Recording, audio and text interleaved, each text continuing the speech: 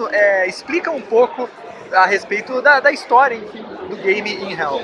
Então, o jogo In Hell parte da premissa em que você morre, você é um espírito e vai pro inferno, e vai lá pro novo ciclo do inferno, logo o último, e conhece o capeta. Aí conversando com ele, cara, você descobre que os dois têm uma paixão em comum, que é a cerveja. E ele fala muito preocupado que todo domingo ele tem que ir lá pro céu visitar Deus, e ele fica frustradíssimo que não tem cerveja lá, é proibido. E ele te dá uma missão. Ele te dá um corpo de um herói já falecido e fala, se você conseguir escalar os 9 ciclos do inferno até o céu, contrabandeando a cerveja do diabo, ele te libera da tortura eterna. Quanto tempo demorou para desenvolver o jogo? Então, foram mais ou menos 8 meses e uma equipe de 4 pessoas. Legal. E como que você vê, assim, o mercado de game indie aqui no país? Cara, então, a gente é lá do Rio de Janeiro, Tá. E acho que a cena de cidade em cidade muda bastante também. Por exemplo, lá, nem faculdade de Direito, a gente consegue encontrar cursos sim, de jogos, mas é um pouco mais complicado. Você consegue patrocínio, mas às vezes você não consegue manter ele durante os anos, é um pouco complicado, então é um pouco bater a cabeça mesmo, né? Ficar martelando até conseguir achar e conseguir fazer rolar downloads, sempre downloads orgânicos, né? Melhor do que ficar também pagando patrocínio, essas coisas. E tá no Play Store? Por enquanto não, ele está em desenvolvimento ainda. Então a gente está agora já com beta rolando na Apple Store por enquanto. Final, em dezembro, a gente vai lançar na Apple Store e depois o desenvolvimento para Play Store. E por último, como que surgiu a ideia do jogo, que é inusitada, né? Cara, exatamente. Como eu já dizia, a gente é universitário, então não tem um lugar melhor para tirar a ideia do que na mesa do bar, né? Então, conversando lá, a gente teve um desafio, que era fazer um aplicativo. A gente falou, a gente não vai fazer um aplicativo qualquer, a gente vai fazer um jogo. E na conversa ali, tomando uma cerveja, a gente teve essa ideia. Legal. Obrigado, viu? Boa Obrigado sorte. Você, tá? Valeu, cara. Valeu.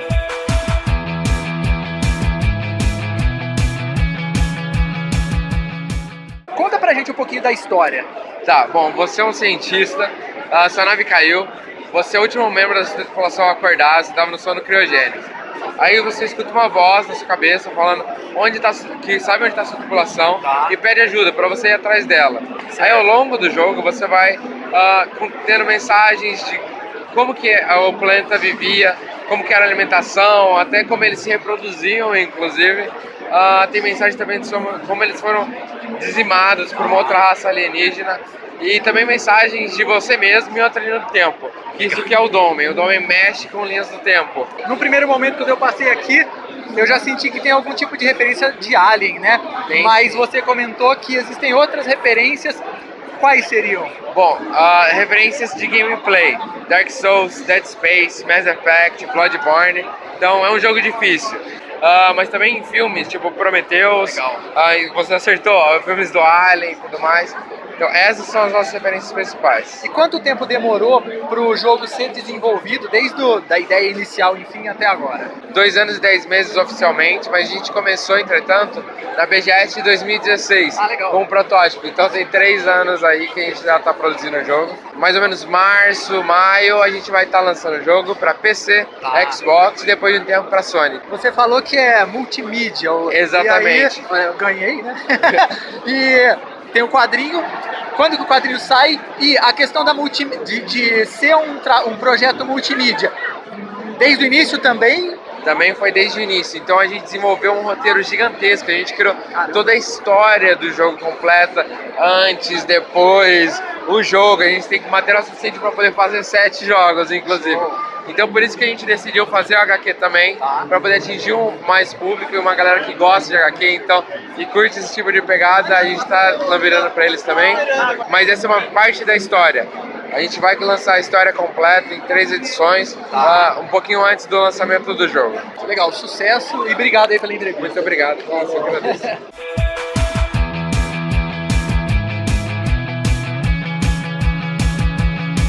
Como que surgiu a ideia do jogo? Mais ou menos uns 80% a gente pegou de inspiração do Binding of Isaac. Todas os mapas procedurais, nenhuma tela vai ser igual a outra, sempre diferente. Os poderes, as salas de recompensas. Também pegamos um pouco de inspiração de Dead Cells, um pouco de Zelda. O desenvolvimento demorou mais ou menos em torno de 5 anos. É o nosso primeiro projeto.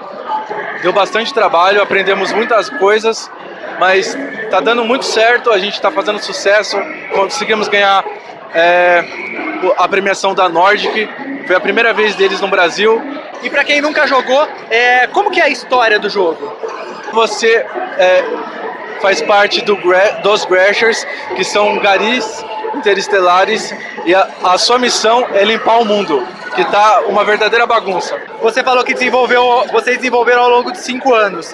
Como você vê a evolução dos games independentes, enfim, desse mercado de games indies aqui no país? Fizemos o jogo em Java, a Unity não fazia tanto sucesso quanto faz hoje. Hoje eles estão bombando. Não digo que estamos arrependidos, como eu comentei, aprendemos muita coisa nesse processo. A única questão problemática é que a gente não pode fazer portabilidade. O nosso jogo só comporta PC, que no caso seria Windows, Mac e Linux. O jogo já está disponível? O jogo ele pode ser acessado na Steam, colocar na wishlist, mas o lançamento oficial dele vai ser ano que vem. Legal, então. Cara, obrigado e sucesso, viu? Cara, muito obrigado. Valeu.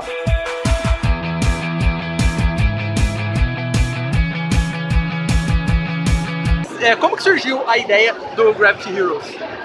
A gente já tinha uma ideia de fazer algum jogo envolvendo gravidade, mas como só tinha 2 pessoas, a gente tinha que fazer o mais simples possível. Então a gente decidiu fazer pixel art e uma arena fechada, que era o mais simples que a gente conseguia chegar.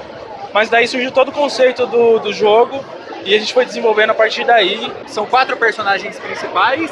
E como que surgiu essa questão do design deles? Houve algum tipo de influência de super-heróis?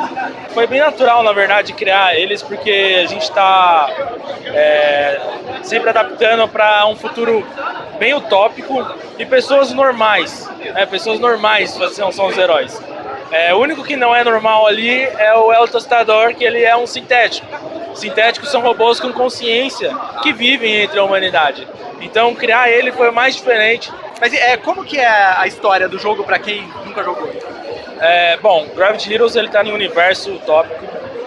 Apesar do visual estético ser dos anos 80 e 90, o jogo é bem futurista. Legal. E nesse futuro utópico, as pessoas vivem em conjunto com máquinas que também se comportam como seres, mas alguns incidentes estão acontecendo, o que leva esse grupo chamado Gravity Heroes a investigar e trazer para o universo toda essa questão de estar lutando, ou seja, o jogador ele precisa proteger a humanidade desses robôs que estão se rebelando. Quanto tempo para desenvolver o game? A gente está atualmente em 1 ano e meio de desenvolvimento e a gente vai lançar ele no começo do próximo ano, primeiro semestre, tá? Então vai dar mais ou menos uns 2 anos de desenvolvimento. Legal. Muito obrigado e boa Valeu, sorte aí. obrigado.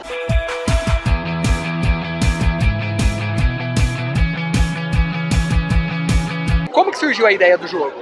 A ideia do jogo surgiu há 2 anos, tá? Nós estamos 2 anos de desenvolvimento. A gente queria trazer uma coisa que fosse da nossa infância. A gente é da época do Super NES, do Nintendinho, né? Legal. Então a gente quis trazer aquela coisa do aquele visual de pixel, Castlevania, Mega Man, com as coisas atuais que tem hoje, que é o multiplayer, que é coisa de guilda, configuração de personagem, customização. E você comentou aqui em off comigo que o jogo ele vai ser dividido em temporadas, vamos dizer assim. Capítulos, temporadas, sim. Sempre foi a ideia de vocês fazerem isso ou foi no desenvolvimento e tal? A gente foi evoluindo essa ideia porque o que nós não queríamos é fazer um jogo single player. Porque você joga uma vez, termina, uma outra vez e acabou. Então a gente escolheu também trazer uma coisa que é nova, né? Essa coisa de capítulos, de história, de seasons, como tem nos jogos, tá? E cada season vai ter uma história, né? Você vai ter um objetivo que a comunidade tem que atingir. Ou não. Se não atingir, tem uma outra consequência que vai influenciar nas próximas temporadas. Legal. E existem quantas temporadas, ou se é que existem quantas temporadas já roteirizadas, enfim? A gente tem um planejamento, tá, para alguns anos. Nosso storyteller, ele é game designer, ele é mestre em RPG há mais de 20 anos, então ele foi bem legal em criar essa história, essa temporada toda, né? Então a gente tem planejamento por algum tempo, tá, para alguns anos, inclusive com essas ramificações, se a comunidade conseguiu ou não atingir os objetivos, tá? Então pode ter certeza que a gente tem conteúdo para bastante tempo. O mundo chama Meridian, tá? Ele sobreviveu há muitos milênios atrás a uma guerra brutal contra um mal chamado O Fim. Esse mal foi selado com a ajuda de uma energia chamada Staron. Depois de tantos milênios, agora esse mal ele está voltando à tona. E os jogadores, os players, eles vão eles vão encarnar esses invocadores para poder invocar então os heróis, trazer os heróis para a batalha, para poder vencer esse mal. Ele já pode ser baixado, jogado? Ainda não. Tá. Meridian, a gente tem uma expectativa de até abril, lançamento até abril, tá? A gente quer lançar um Open Beta um pouco antes, mais ou menos em janeiro. Hoje tem o desenvolvimento quase pronto para Android e iOS, mas versão para Steam e Nintendo Switch tá em negociação. Legal, então. Obrigado, viu? E boa Obrigado, sorte aí. eu que agradeço. Valeu.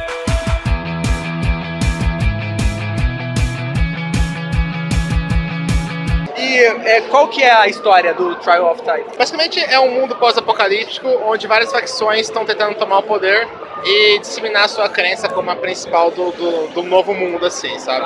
Cada facção tem um deus, que a gente chama de titã aqui, e durante a batalha você consegue invocar esses titãs. E houveram algumas influências para vocês criarem, enfim, o universo ou parte do universo?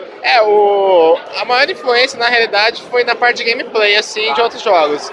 O universo foi bem, meio que assinatura nossa mesmo, assim, sabe? É claro, tudo que a gente já jogou, já desenvolveu, acaba influenciando de um jeito, mas, tipo assim, não foi algo, tipo assim, vamos fazer nossa versão disso, sabe? Foi uma coisa mais criativa. E por último, qual que é a diferença desse Magic pro outro? Existe alguma diferença? Primeiro, o jogo ele é licenciado da Wizards, então ele passa todo por um processo de análise do design dele. A gente vai recebendo as coleções junto com o lançamento das coleções do papel mesmo. A gente mantém o flow, mantém a história do Magic, mas adaptado para o nosso jogo, que é um Match 3. Então, tipo assim, os custos de mana têm que ser bem mais elevados. É uma adaptação mais casual do game, assim, sabe? Legal. Obrigado, viu? Boa sorte aí. Obrigado, você. Até mais. Bom, pessoal, e essa foi a cobertura do Cinema e Pipoca na BGS 2019. Espero que vocês tenham gostado e continuem acessando cinemaepipoca.com.br. Gostou? Deixa aquela curtida e se inscreva no canal Cinema e Pipoca. Um forte abraço a todos, valeu e até a próxima!